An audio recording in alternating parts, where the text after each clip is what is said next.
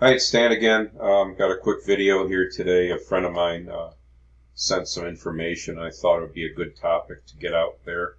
Again, all I try to do is open people's eyes to different things and maybe look at things a little different than the way we've been led to believe, and do your own research and come to your own conclusions.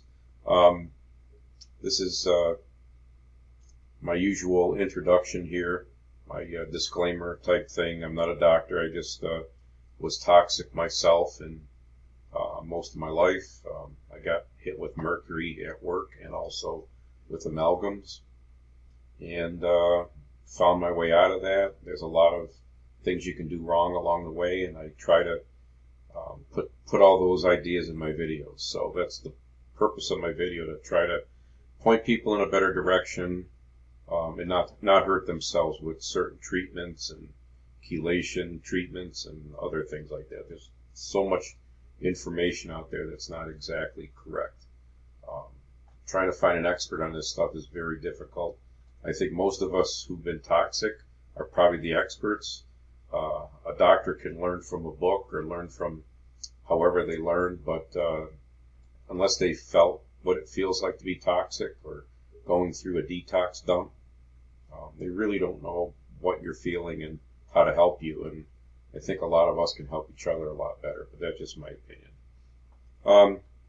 This is a website I have. I believe it's still good out there. I don't think you can subscribe anymore because I discontinued my autoresponder. I'm going to have to connect something else up. But anyway, you can subscribe to my YouTube channel. Really appreciate if you do that. Talked about the goal here. Again, I cover all this on every video because no matter who approaches me for help, I always go back to the basics, okay? Because no matter what you've done out there, I don't know what you've done to help yourself, and a lot of people are convinced they're taking all the right things, and then when I start looking at what they're taking, I find out that, some of the trace materials in some of their supplements or even foods they're eating could be causing symptoms. So, and then if you're not aware of that, you're just making yourself feel horrible every day.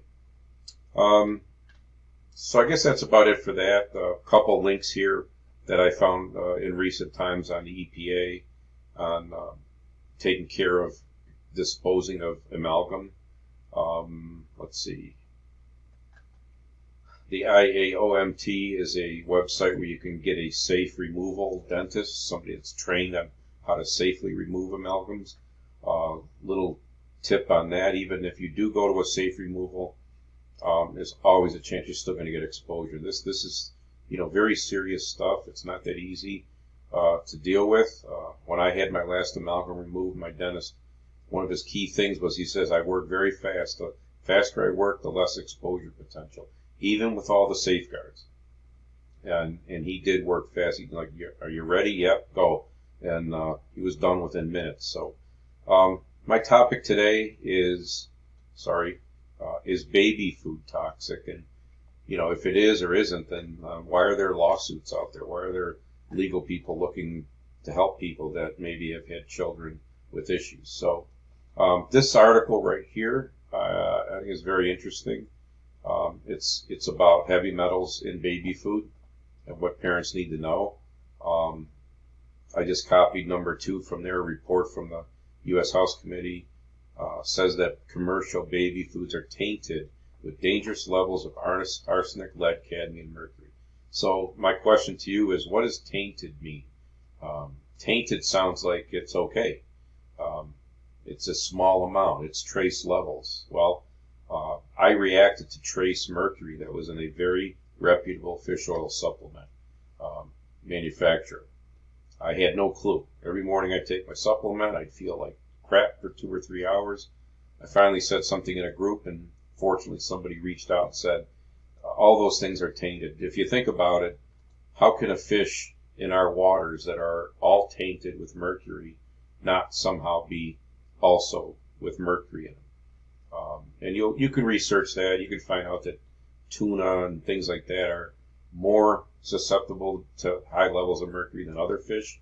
It has to do with where they are located in the water and which fish eats which other fish and things like that. But I'm aware of people who were toxic simply from eating too much seafood. Okay? A gentleman moved to Hawaii, started eating more seafood. In 6 months, he was almost bedridden. So, got to keep all these things in mind. As far as legal action and ads for legal action, I just have to ask all of us the question, why should there need to be that if baby foods are okay? And there's a link here. You can stop the video and copy these links in there and look for more information there. I'm not here to push one way or the other. It's just an awareness thing and make you wonder about, the information we've been told. Another comment I copied from the article is it's important to know that organic baby foods aren't necessarily better in no small part because many of them contain brown rice. Many rice plants naturally contain arsenic, and brown rice is more than white rice. So it's a thing you'll find out in detox groups where they say stay away from rice. So you end up being, it gets difficult and harder to find what to eat when you're toxic because almost everything we eat, one way or the other, has issues. But the point is some things are a little bit more problematic. Like they say, stay away from all vegetable oils, particularly corn syrup. Stay away from brown rice. Stay away from seafood. So, things like that. So, my question or my suggestion is if you want to do more research is, get on Google and look at how foods are processed. If you can, go visit a factory. Personally, I worked in one once, and it's an eye-opener to see how things are made, and you start thinking about, can metals leach into the material, and then how can someone say it's completely safe? Food-grade sulfuric acid, for instance, is a colorless, odorless, non-toxic liquid. That's what they say. It's commonly used as a food preservative. Prevents mold, bacteria growth. And you can read on there. So my question is, what exactly does food grade mean? And when they say it's safe, okay? Again, I reacted to trace amounts of toxins in a highly reputable, I guess regulated manufacturer, but somehow I was not doing well with it. How could that be? And how many people don't feel good from eating certain supplements with certain trace binders and adders in it and fillers and stuff like that, and you don't even know because you think you're taking a reputable supplement. You would think it's regulated better, and it probably is overall, technically, but for those of us that are sick or sensitive, it's not necessarily the case. So my question, for instance, would you drink a spoonful of trace levels of any heavy metal? If somebody had it right in front of you and they told you it's only trace mercury, but it's only a spoonful, so would you take it? I think the answer would be no. So I guess my point on all this is, they use words like trace and all that kind of stuff. And, personally, I know people that have had troubles because of being exposed to trace amounts of all these different things. And it's very hard to find stuff that's perfectly pure. And I guess the key is just realize that these trace amounts are probably in so many different things that we consume. I'll go back to the sulfuric acid thing. I am aware of a product that's manufactured with non-food grade sulfuric, and it has trace mercury in it. And it's something that goes into hair products that people put on their head.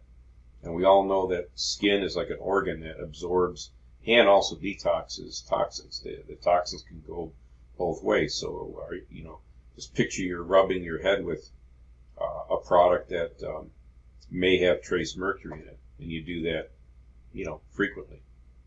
So, those are the kind of things to think about when you're dealing with all this toxicity stuff. Particularly the skin. Like I don't use any deodorant anymore. I know all the women out there with deodorants and facial things and all that kind of stuff. I mean, every time you use any of that stuff, really, really, really look into the labels. And, it gets to the point where maybe we have to live and we have to carry on. But, there could be, one thing you're doing that tends to have more bad metals in it or bad toxins in it that could be really affecting you. And if you narrow that down, you might feel better. One thing I always like saying too is Dr. Boyd Haley talked a lot about mercury, and one thing I was impressed with him, he said there's nobody on this planet that could predict the outcome of what a mix of heavy metals of any level, trace or more, in a human body will do to each of us. We're all unique, we're all different. A certain mix in me might manifest itself as certain symptoms, and a certain mix in you or other people listening. Some of you out there might feel nothing because you have a good detox system, and other people out there may have a whole other series of symptoms, or lesser symptoms, or more severe symptoms. It's just how all this works. So hopefully this was helpful. That's about all I want to say about this. Again, do your own research. All I try to do is give you something to think about and look further. And hopefully, as time goes on, all this stuff will get better and better for us. Personally, I see a lot of awareness in the last 3 years on all these topics. Autism alone, a couple of years ago, it was hardly even talked about. And anybody that did talk about it along these lines was a conspiracy theorist. And now you see lawsuits connected with baby food and stuff like that.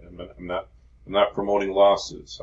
What I would love to see is the system fix itself so that we can all just be healthy like we were designed to be.